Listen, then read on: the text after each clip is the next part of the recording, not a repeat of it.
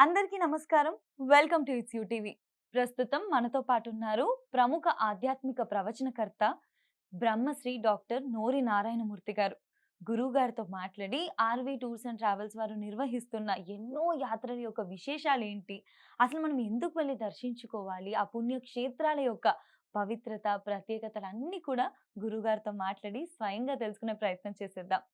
నమస్కారం గురుగారు. సంతోషమ్మా. గురుగారు, అందరూ కూడా చార్ధామ్ యాత్ర గురించి ఎంత గొప్పగా చెప్తా ఉంటారు. అసలు చార్ధామ్ యాత్ర అంటే ఏంటి? ఎందుకు ప్రతి ఒక్కరు ఆ యాత్ర చేయాలనుకుంటారు? శ్రీ మహాగణాధిపతయే నమః. అద్భుతమైనటువంటి పేరు వింటేనే పాపాలు పోతాయి. హ్మ్. చార్ధామ్ హ్మ్. అంటే 4 పుణ్య ప్రదేశాలని అర్థం. హ్మ్. అసలు ఏమిటి ఈ 4 అంటే హ్మ్.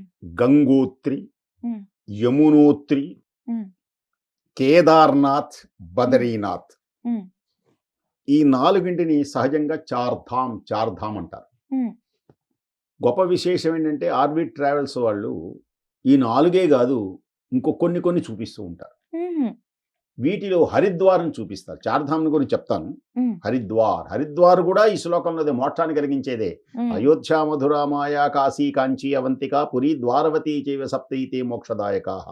వీటిలో అయోధ్య, మధుర, మాయా, హ్మ్. మాయా నగరమే హరిద్వార్.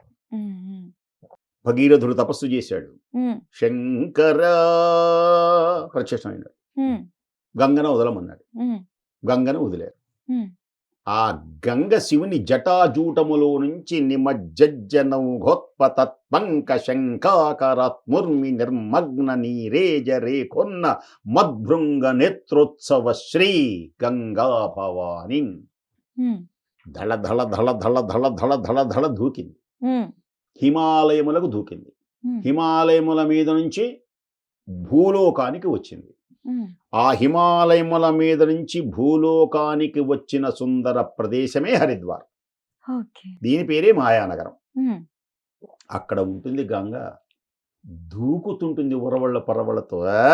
నన్ను ఆపగలిగిన వాడెవడురా, దరదర దరదర దరదర దరద అరుస్తుంటుంది, కేకలు పెడుతూ ఉంటుంది. హ్మ్. మన గనక ఈ బంధువులు చేసేవాళ్ళు, ఉత్సాహం ఉన్న వాళ్ళు అరుస్తుంటారు చూడు తిరణాల్లో, నన్ను అవునా? ఆపగలిగిన వాడెవడని. ఆ దూకుతుంటుంటే హ్మ్. అలా మనం కూడా వెళ్ళి గబగబా స్నానం చేయకూడదు. అక్కడ గొలుసులు ఉంటాయి, హరికి పైడ్. హ్మ్. ఆ గొలుసులు పట్టుకొని జాగ్రత్తగా దిగి స్నానం చేయాలి. అప్పటికే నెట్టుకుంటూ ఉంటుంది గంగ. హ్మ్. తెల్లగా స్వచ్ఛంగా నురుగులు కక్కుతూ ఉంటుంది ఆ హరిద్వార్. హ్మ్. ఆ హరిద్వార్లోనే మానసాదేవి, చండీదేవి యొక్క ఆలయాలు. అక్కడ కూడా గంగ పుట్టినటువంటి ప్రదేశంలో కూడా హ్మ్. మనకు గంగా హారతి ఇస్తారు. ఓకే. ఓకే. హారతి అంటే ఏంటంటే సకల పాపములు పోయేటువంటి ఆ దివ్యమైనటువంటి గుర్తు అనమాట. హ్మ్. అందుకని మనం హారతి అందుకున్నామంటే ఆ పుణ్యం అంతా మనకు వస్తుందన్నమాట. హ్మ్. హ్మ్. మనం కూడా ఇలా అద్దుకోవాలి. మనం కూడా చూడండి కొన్ని సిగ్నల్స్, ఇప్పుడు కాలేజీ కుర్రవాళ్ళు ఉంటారు చూసారా, అంటాడనమాట. హ్మ్. హ్మ్. అనగానే వీళ్ళు అంటారు. అంటే ఏమిటి అక్కడ? నీ యొక్క ఆనందాన్ని నేను స్వీకరించాను, హ్మ్. అలాగే నీ దివ్యమైనటువంటి తేజస్సుని, నీ దివ్యమైనటువంటి గొప్పతనాన్ని నేను స్వీకరించాను తల్లి అని మనం అమ్మవారిని ఆ పవిత్రమైన భావంతో హ్మ్. మనం చూడాలి. అలాంటి పవిత్రమైనటువంటి భావనతో గంగా. అటు తర్వాత హృషికేశ్. హ్మ్. అబ్బా! ఋషీశ్వరుడు తపస్సు చేసిన పుణ్య ప్రదేశం. హ్మ్. ఇది ఏ భూమిది? తపోభూమి, యోగ భూమి అంటారు అక్కడ. హ్మ్. హ్మ్. ఇక్కడ పిచ్చి పేర్లతో అక్కడ పిలవకూడదు. హ్మ్. బాత్తారు. ఛ! అసలు నీకు భారతదేశం అంటే గుర్తు తెలీదు.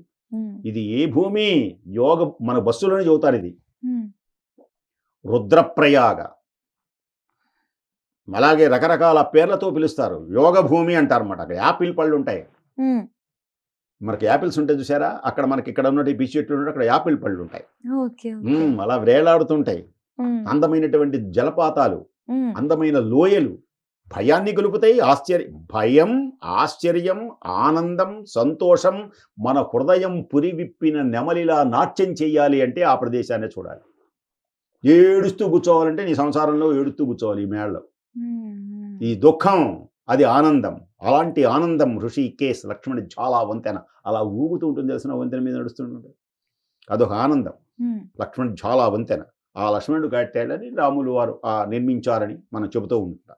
అలాగే ఇక అసలైనటువంటిది గంగోత్రి. హ్మ్. గంగాదేవి యొక్క దివ్య ఆలయం. మనకు పంచభూతములు ఉంటాయి. పృథివీ, ఆపస్తేజో, వాయురు, ఆకాశాలు. హ్మ్. వీటిని మనం ఆరాధించాలి. జలం ఎందుకు ఉపయోగిస్తుంది తెలుసుకోవాలి. జ్ఞానం అక్కర్లే అనకూడదు. హ్మ్. అలాగే భూమికి నమస్కారం చేయాలి. భూమికి ఎందుకు నమస్కారం చేయాలి? భూమి దేవుడా అంటే భూమి ఏం చేస్తుంది అసలు మనకు? హ్మ్. ఎలా ఇస్తుంది అని మనం తెలుసుకోవాలి. అలాగే గంగ, యమున. హ్మ్. యమున గంగ ఎలా పుట్టిందో చెప్పాంగా. హ్మ్. హ్మ్. హరిపాదోద్భవనవత విష్ణుమూర్తి పాదం నుంచి పుట్టి జటాజూట నుంచి వచ్చింది. అవును. యమున సూర్యుని యొక్క పుత్రులు ఉన్నారు. సూర్యుడికి యమధర్మరాజు, యమున. హ్మ్. యమధర్మరాజు చెల్లెలే యమున. హ్మ్. ఈమె జలస్వరూపంగా మారి ఉంటుంది.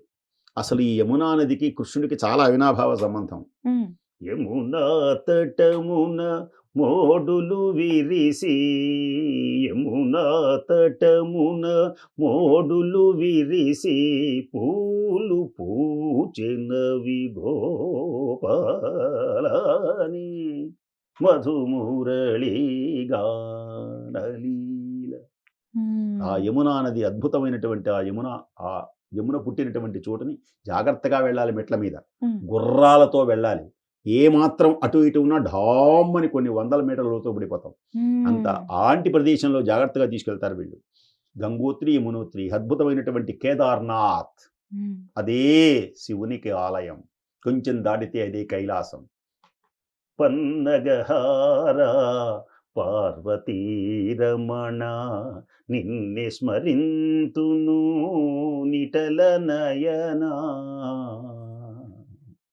ఆ హ్మ్. కేదార్నాథ్ నుంచే శంకర భగవత్పాదుల వారి కైలాసానికి, అక్కడి నుంచే పాండవులు వెళ్ళింది. ఆ కేదార్నాథ్ చాలా కష్టం వెళ్ళటం. హ్మ్. కొందరు హెలికాప్టర్ల మీద వెళ్తారు. విపరీతమైనటువంటి చలి ఉంటుంది. హ్మ్. అలాంటి పుణ్యమైనటువంటి ప్రదేశం కేదార్నాథ్. జ్యోతిర్లింగం అది కూడా. 18 జ్యోతిర్లింగాలలో హ్మ్. ఈ జ్యోతిర్లింగం. అలాగే ఆ తర్వాత శివునికి నిలయమైనటువంటి ప్రదేశాలు, పార్వతీ తపస్సు చేసిన చోటు, అక్కడనే వేడినీళ్లు పెట్టింది శివుడికి. హ్మ్. శివుడంటే పార్వతికి మహా ఇష్టం. సహజంగా లోకంలో భర్త అంటే మహా ఇష్టం ఉంటారుగా. హ్మ్. వేడినీళ్లు పెట్టిందనమాట. స్వామి వేడినీళ్లు పోసుకోండి స్వామి. హ్మ్.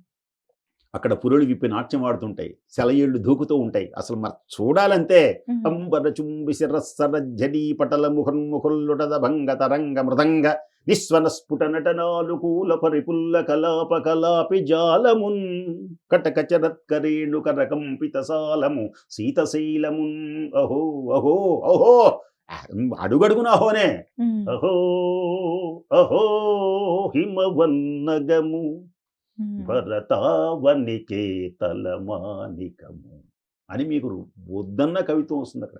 ఓకే. కేదార్నాథ్ విష్ణుమూర్తి దివ్యమైనటువంటి పరమేశ్వరుడు తర్వాత బద్రీనాథ్. బద్రీనాథ్లోనే ఆ విష్ణుమూర్తి యొక్క దివ్య ఆలయం. అక్కడనే నరనారాయణులు తపస్సు చేశారు. ఆ హ్మ్. తప ఫలితమే భూమిపై అర్జునుడు కృష్ణుడుగా పుట్టాడు. హ్మ్.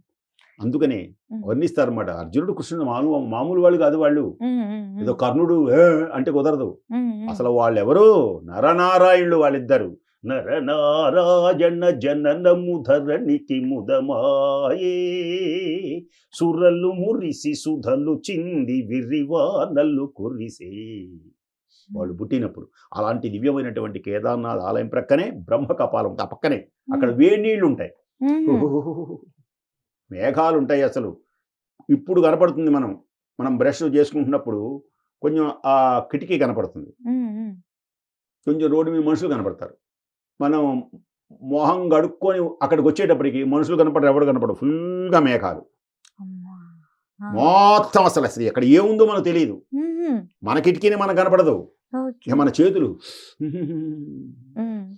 ఇలా గడగడ వణుకుతున్నారని అక్కడ బద్రీనాథ్‌లో వేడి నీళ్ల గుండం ఉంటుంది. అదొక విచిత్రం చూడండి అక్కడ. హుహు. అది కూడా ఇంతవరకే ఉంటుంది. హుహు. అది కూడా గోరువెచ్చగా ఉంటుంది. ఓకే. దాంట్లో కూర్చొని హాయిగా వేడి నీళ్ళ స్నానం చేస్తారు. బయటకొస్తే మళ్ళీ అక్కడనే బ్రహ్మ కపాలం. ఆ బ్రహ్మ కపాలంలో పితృదేవతలకు శార్ధములు పెడతారు, పిండాలు పెడతారు. బ్రహ్మ కపాలంలో పెడితే ఆ స్వర్గానికి వాళ్ళు వెళ్తారన్నమాట. చేసినటువంటి పాపాలన్నీ పోయి. అలాంటి పుణ్యమైనటువంటి తర్పణాలు. అలాగే ఉత్తర కాశీలో విశ్వనాథ్ హ్మ్. దివ్యమైన కాశీ విశ్వనాథుని యొక్క దివ్యమైన దేవాలయంలాగా అక్కడ కూడా విశ్వనాథ్ దేవాలయం. ఆనంద సంతోషాలతో ఇవన్నీ సందర్శించటం వల్లనే మానవుల యొక్క సమస్త పాపములు పోయి మోక్షం కలుగుతుంది. అంతేకాక ఈ లోకంలో ఉన్నప్పుడే జ్ఞానం కలుగుతుంది. హ్మ్. దైవ భక్తి, పాప భీతి, సంఘ నీతి, దేశభక్తి ఇన్ని కలుగుతాయి. హుహు. స్వస్తి. ఖచ్చితంగా గురుగారు. చాలా చక్కగా వివరించారు. ధన్యవాదాలు గురువుగారు. సంతోషం.